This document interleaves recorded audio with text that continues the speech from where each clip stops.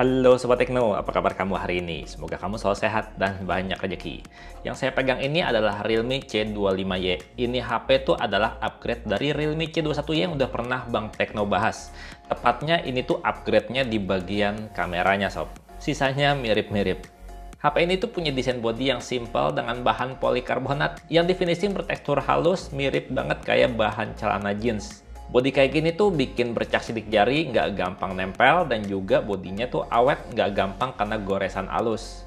Ya secara garis desain sih sama banget ya ukuran dan bentuknya dengan Realme C21Y. Cuma beda desain finishingnya aja. Dan bodinya ini tuh berasa solid dan firm, dan juga berasa mewah di genggaman.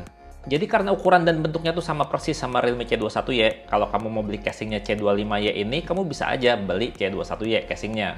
Oh iya, ngomongin casing sob, emang bener-bener mesti beli sendiri, karena di kotak penjualannya nggak dapet casing sob. Isi kotaknya yang kuning polos khas Realme ini cuma ada HP-nya yang kita lanjutin bahas nanti ya. Terus seperti biasa ada buku panduan singkat dan kartu garansi, ada juga jarum SIM card ejector. Kemudian kamu dapat kabel charger yang masih micro USB ujungnya. Dan terakhir adalah charger adapter yang ukurannya gede dan udah 18 watt. Sementara kalau untuk pelindung layarnya, ini udah ditempelin, dipasangin dari pabriknya langsung sob. Jadi nggak perlu repot lagi. Nah, ngomongin layar, ukurannya 6,5 inch HD Plus dengan rasio layar 20:9 dan kualitasnya tuh udah bagus untuk kelas HP harga segini sob. Dilihat dari sisi yang berbeda tetap jelas dan di bawah cahaya matahari juga masih kelihatan dan masih nyaman dipakai untuk penggunaan. Selama saya pakai tuh respon layarnya juga udah oke tanpa berasa ada jeda. Nggak pakai ada tuh yang namanya delay touch walaupun saat dipakai main game. Dan nggak kayak HP kelas harga terjangkau lain yang kebanyakan cuma bisa 5 sentuhan. Realme C25Y ini bisa ngenalin 10 sentuhan sekaligus. Nah, yang bikin gak enak dari Realme C25Y ini adalah di bagian speakernya. Bukan karena suara speakernya jelek ya sob, tapi posisinya di belakang kayak gini kayak HP-HP jadul. Emang sih di dekat lubang speakernya tuh ada tonjolan, supaya lubang speakernya nggak akan ketutup kalau ditaruh di atas meja. Tapi karena posisinya di belakang gini, kalau lagi nonton video atau main game tuh suaranya masih dikencengin, baru berasa di kuping kita. Padahal di kuping orang lain itu udah kenceng sob.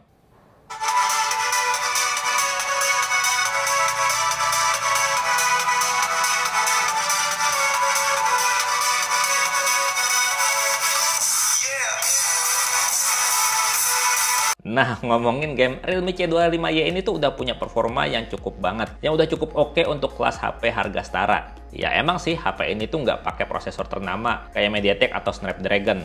Di mana Realme C25Y ini tuh pakai prosesor Unisoc T610 octa-core 1,8 GHz yang udah 12 nanometer. Ditambah 4 GB RAM dan 64 GB ROM dan Realme UI R Edition yang berbasis Android 11.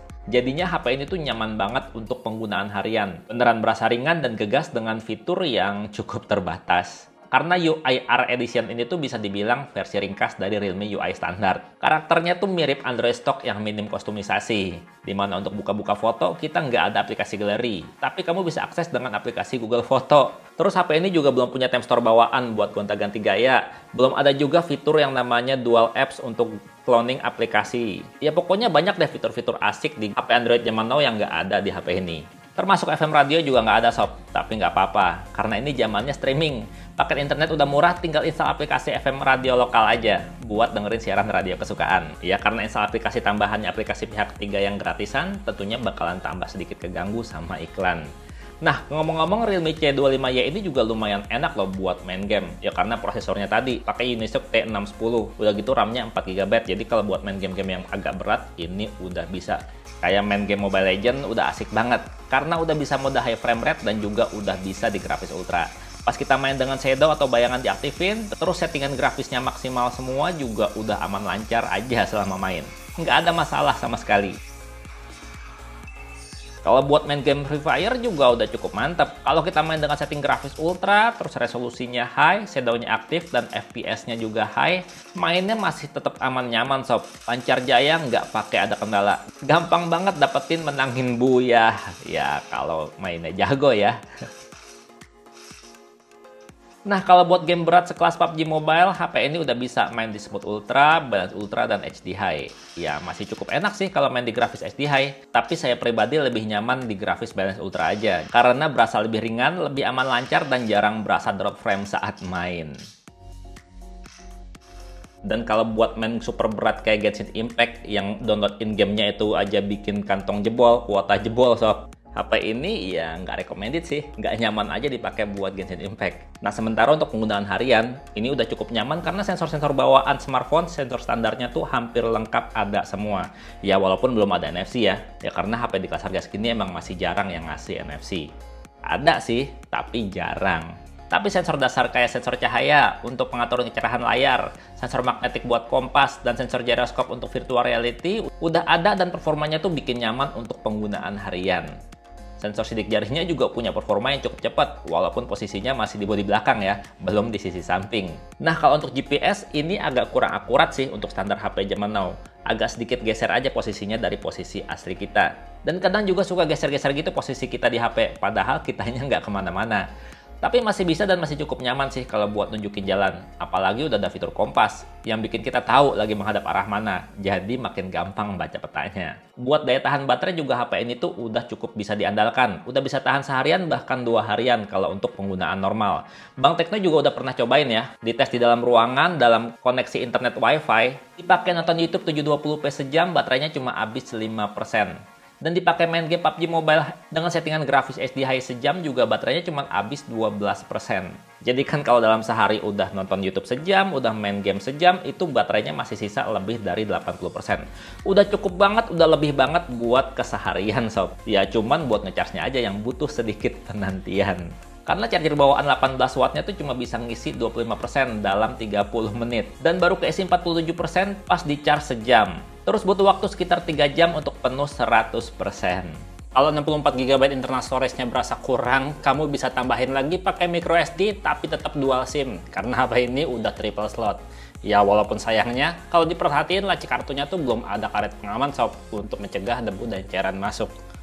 Sementara untuk foto-foto, HP ini tuh juga udah bisa diandalkan. Kameranya tuh udah bisa banget buat bikin kenangan. Kamera 8nya 8 megapiksel, aperture f2.0, hadir tanpa LED flash. Tapi udah bisa pakai screen flash kalau mau selfie di kondisi gelap. Untuk fitur kamera depannya ini tuh dia belum bisa foto potret ya, dan juga belum ada mode malam buat kamera depannya. Tapi hasil jepretan selfie-nya udah bagus sob. Udah detail dan punya dynamic range yang cukup lebar. Kalau fitur HDR-nya aktif ya. Tone warnanya juga bagus, ya pokoknya udah bisa banget lah dipajang jadi foto profile di sosial media. Nah sementara untuk kamera belakangnya, ini punya triple kamera tapi gayanya mirip 4 kamera. Ya biar kelihatan gaya kali ya. Kamera utamanya udah kekinian sob, udah 50 megapiksel dengan aperture lebar f1.8. Kemudian ada kamera makro 2 megapiksel dan satu lagi kamera potret 2 megapiksel. Dimana hasil foto-foto kamera utamanya kalau pakai mode auto tuh efektif pixelnya cuma 12,5 megapiksel aja.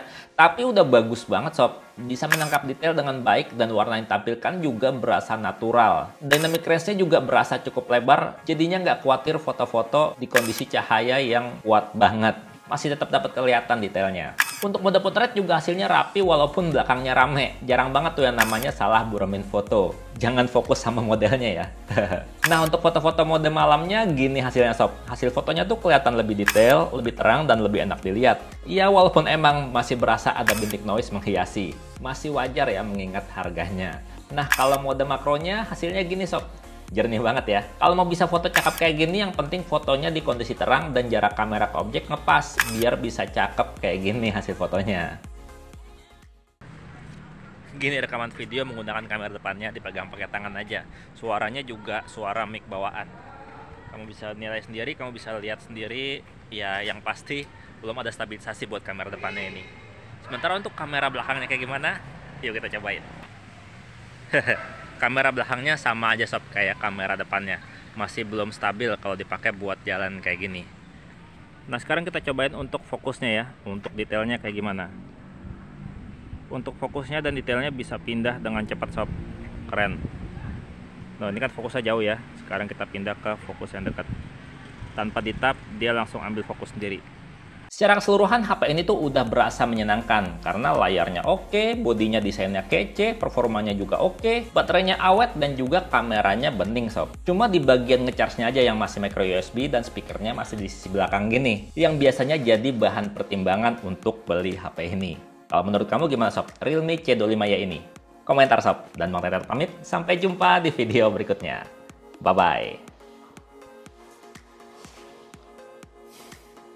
C25Y. Mirip-mirip sama C21Y, beda kamera aja.